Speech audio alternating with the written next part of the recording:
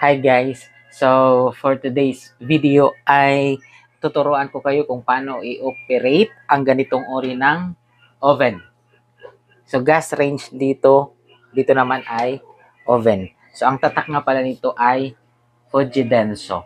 So, ginawa ko yung video na to kasi para maging guide na rin kasi katulad namin, ngayon lang kami bumili ng ganitong appliances. Baka merong hindi alam din kung paano i-operate. Medyo nahirapan kami.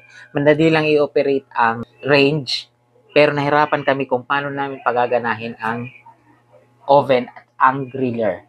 So, para mas madali, makatulong dun sa mga nakabili rin ng ganitong uri ng appliances, tuturuan ko kayo kung paano i-operate. Tara, let's go.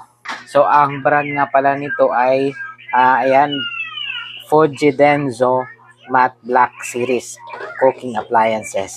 So, umpisahan natin kung paano ba ito i-operate. So, una, gagamit muna tayo ng lighter. Yung mano-mano. So, subukan natin. Kunyari, brown out. So, gagamit tayo ng ganitong lighter.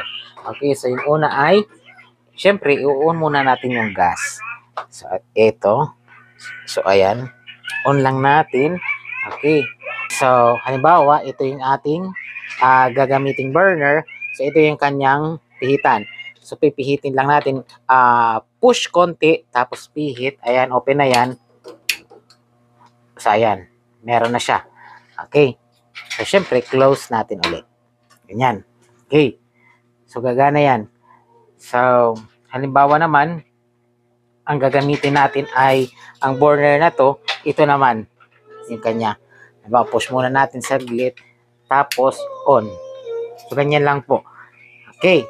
So, ngayon naman ay subukan naman natin ang hindi tayo gagamit ng lighter. So, gagamit tayo ng kuryente. So, isasaksak natin muna dyan sa saksakan.